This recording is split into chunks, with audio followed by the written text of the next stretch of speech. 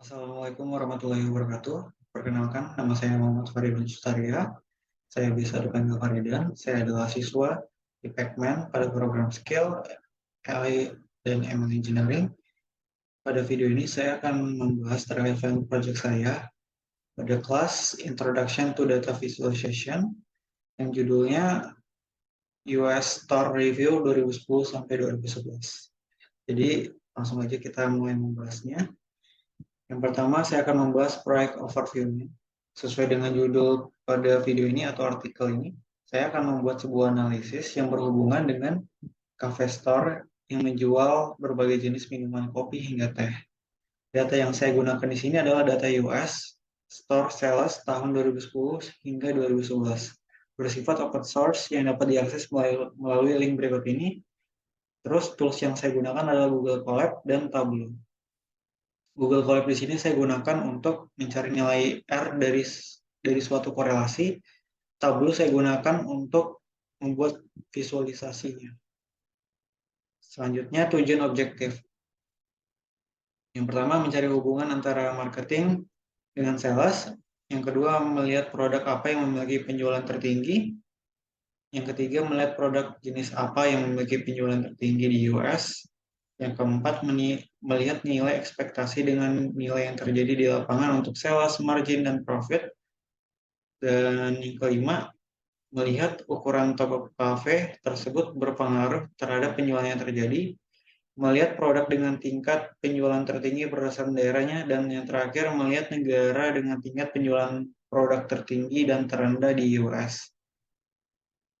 Selanjutnya, ada data understanding. Data understanding di sini ada kode store, data-data kita ada kode store, ada negara dari tokonya, ada region store, yaitu daerah store-nya, terus ada ukuran dari store-nya, profit yang didapatkan dalam mata uang dolar, terus ada margin yang didapatkan, terus ada sales, terus penjualan, salesin penjualan, terus ada cost of goods sold, selanjutnya ada total expense, yaitu adalah total total yang harus dikeluarkan untuk mendapatkan produk tersebut. Terus ada biaya marketingnya, terus ada inventory value-nya, ada ekspektasi profitnya, ada ekspektasi KOGS, ada ekspektasi margin, ada ekspektasi sales-nya. Selanjutnya ada product ID, ada tanggal penjualan, terus produk kategori, terus product description, dan terakhir tipe penjualannya. Dan langsung aja kita mulai exploratory data analisisnya. Yang pertama, marketing versus sales. Di sini saya buat visualisasi menggunakan Seaborn untuk membuat visualisasi scatter plot seperti ini.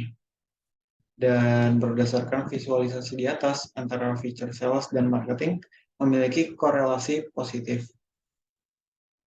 Untuk melihat nilai R, dapat menggunakan program berikut. Di sini saya sudah buatkan programnya. Dan di sini outputnya adalah korelasi menggunakan persen, yaitu 0,7. Kedua feature tersebut memiliki korelasi sebesar 0,71, yang berarti semakin naik spend uang ke marketing, maka sales akan ikut naik juga.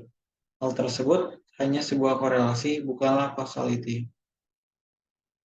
Selanjutnya ada top product in US.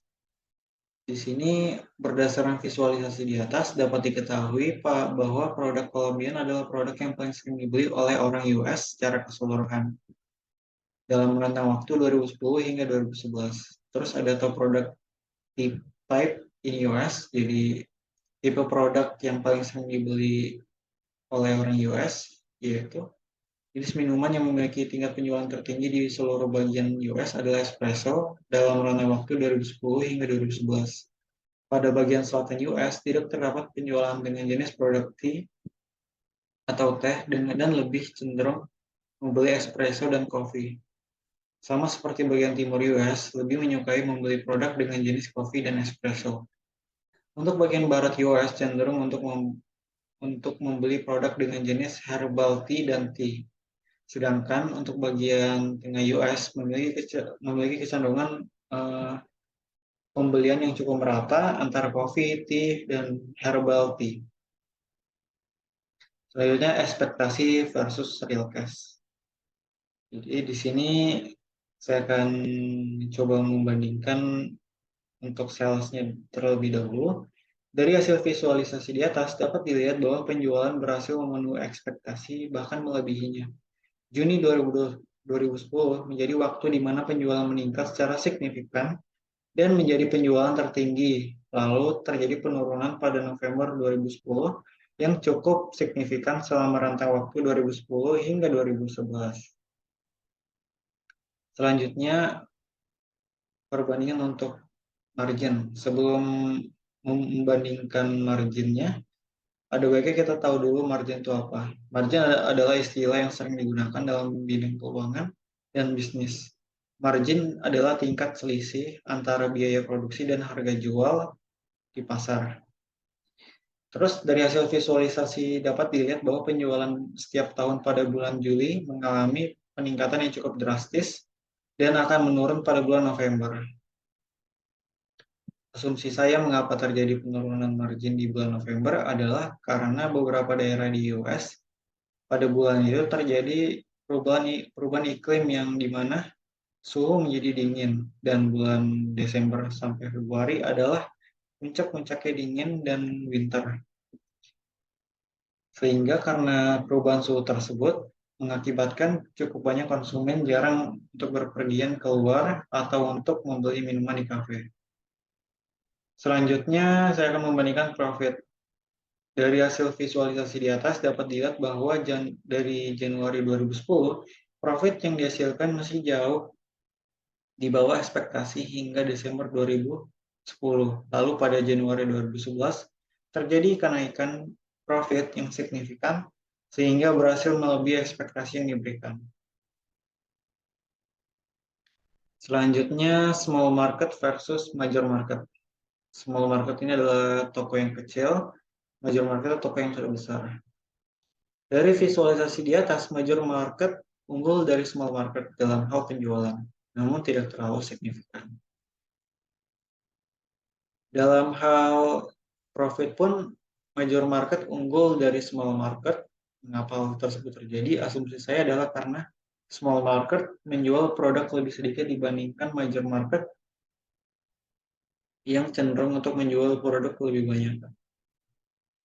Keogas adalah seluruh biaya yang harus dikeluarkan oleh sebuah perusahaan untuk menghasilkan suatu produk atau jasa yang dimulai dari proses pembuatan produk hingga produk tersebut siap untuk didistribusikan ke pasar.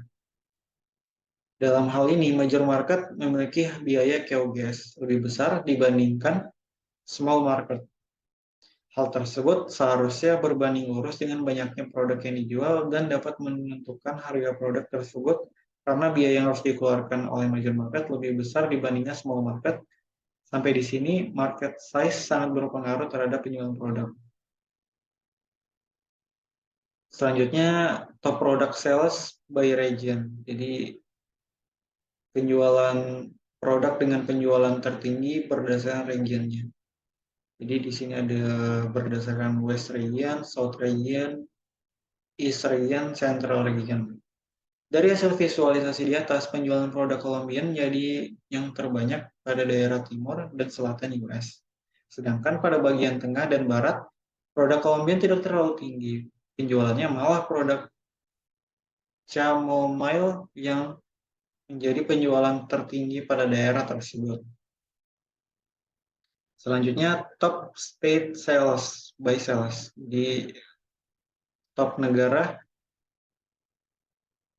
dengan penjualan tertingginya, yaitu di sini ada California, ada New York, ada Illinois. Berdasarkan visualisasi di atas, dapat dilihat bahwa secara keseluruhan California menjadi pusat penjual minuman jenis espresso dari toko kafe senilai $96.892, lalu disusul oleh New York dan Illinois senilai $70.000. New York sendiri memiliki penjualan terbanyak pada jenis minuman herbal tea dan Herbal Tea dan pada Illinois memiliki penjualan terbanyak pada jenis minuman espresso. Selanjutnya kita masuk lagi ke business recommendation.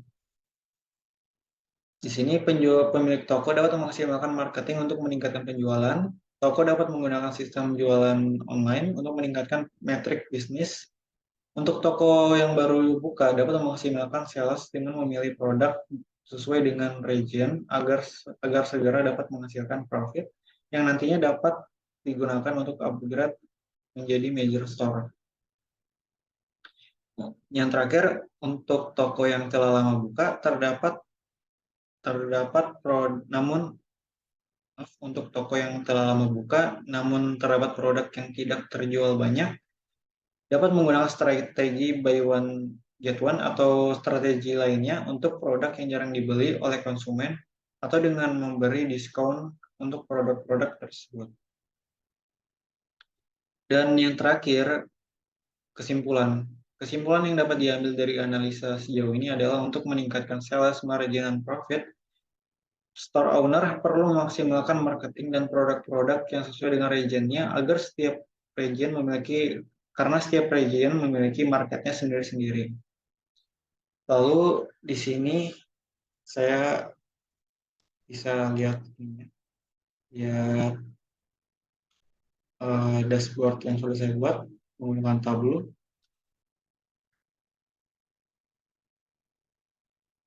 Oke.